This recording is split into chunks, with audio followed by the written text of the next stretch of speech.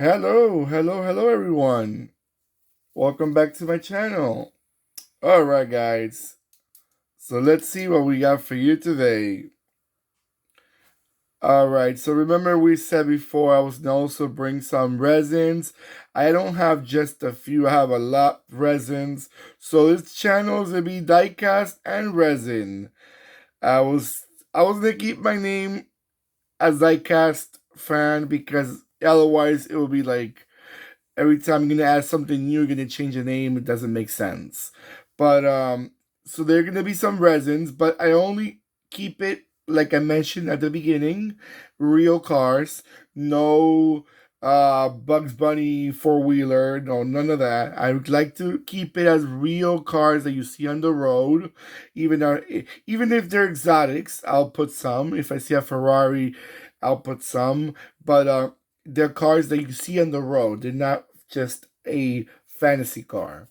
Now, what we got for you right now, it's a 143 scale resin Ford Escort XR3i, which is the cabriolet, like they call it in Europe, or the convertible, like we call it in the United States and Canada.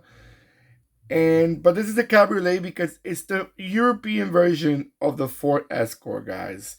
That's why if you're looking at this video right now and you're like, I don't recall ever seeing this Ford Escort in the streets of Michigan or the streets of Milwaukee or Atlanta. No, because we have this car. This car was not this is not the U.S. version. This is the European version. It's a gorgeous car. It's very attractive. It's very different from the American version of the 80s. I think back then the European version was a bit more modern looking than the American version.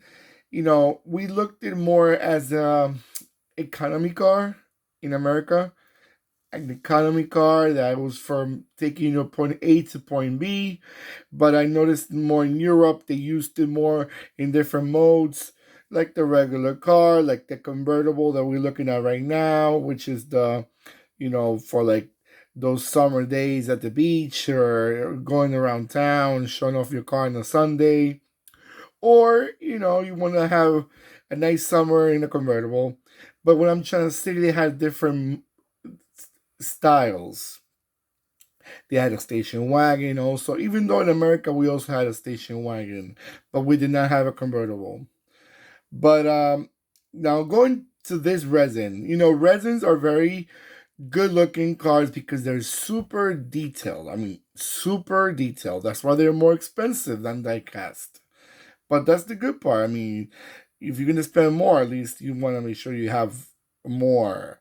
But they're more fragile too. So their ups and their downs.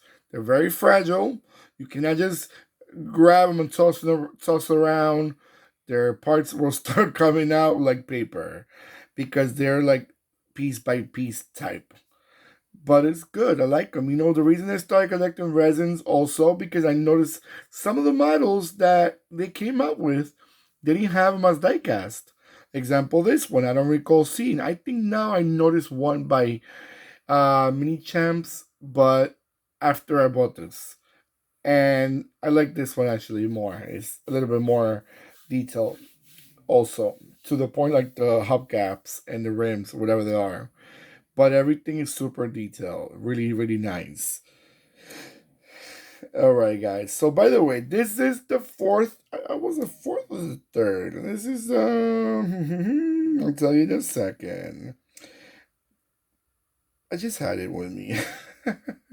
This is actually the fourth generation. Fourth generation Escort, Ford Escort. In Europe, the Ford Escort came out a lot, a lot longer than in America. They came out in the 60s with the Ford Escort name. We came out in the, if I'm not mistaken, the late 70s. And I mean in United States, Canada. All right, guys. So I'm gonna let it go around a few times. You can have a nice look at it.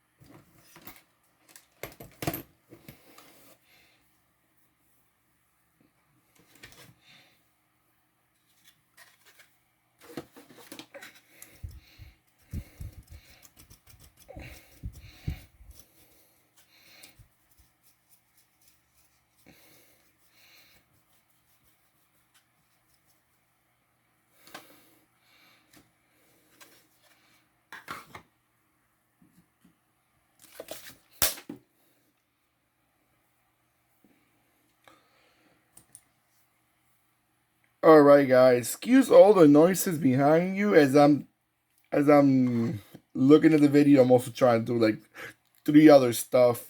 So sometimes trying to save time, I make more of a mess than save time.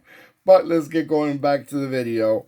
So as I'm looking at the car, I'm looking at how in detail it is. Starting with this right here, guys.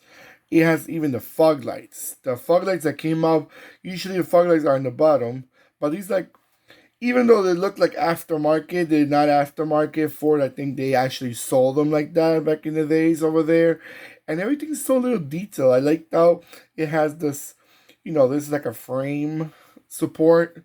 For a lot of people think it's for style. It's more like for the frame to support the car even better. Remember, convertibles suffer from a lot frame losing because believe it or not, all that roof is a support for the car to keep it together. So when they don't have that, that helps a lot. We usually it's a must most of the times.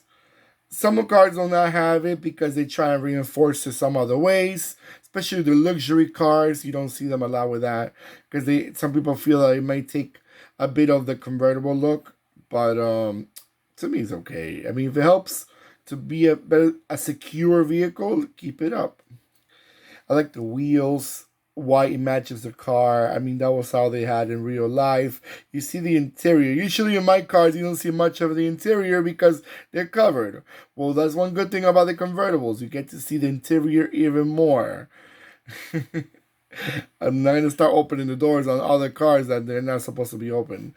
So, see the Ford logo in there. Let me tell you, it's a really good looking small convertible. I say small, maybe for the European standards back in the days, or more like a mid-size. For us, it's a small car. But, everybody thinks differently. So what do you guys think about this car? I'm sure if you're in other parts of the world, in Europe, and I will say probably in Latin America, probably more South America, because I know this Ford Escort was also produced in Brazil, if I'm not mistaken.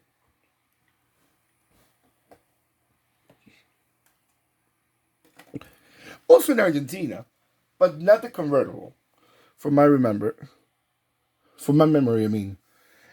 I don't remember in Argentina they had this convertible. But maybe I'm wrong, and if I'm wrong, let me know, please. You know, we all make mistakes. Alright, guys. Please do not forget to give me that nice thumbs up, which I always appreciate. Shows me that you are enjoying this video as much as I enjoy making it, as I usually say it. Because it's true, guys. One thing about YouTube so far is not like we have a chat connection that you could tell people, oh man, that video is nice. Oh man, the video could do better here or there. So the best way to show up someone's appreciation, at least something to say, thank you for showing me this car. It reminded me of my youth when I used to drive and went to high school or college, or if you had one that your father had, your sister had, cousin, or used to see them on the road when you were growing up. Like me, I remember seeing these cars on the road, but and they were quite attractive. I mean, I don't know. I always get to see this good side of each car. Call me crazy, call me I don't know, whatever. But I always find the good part of each car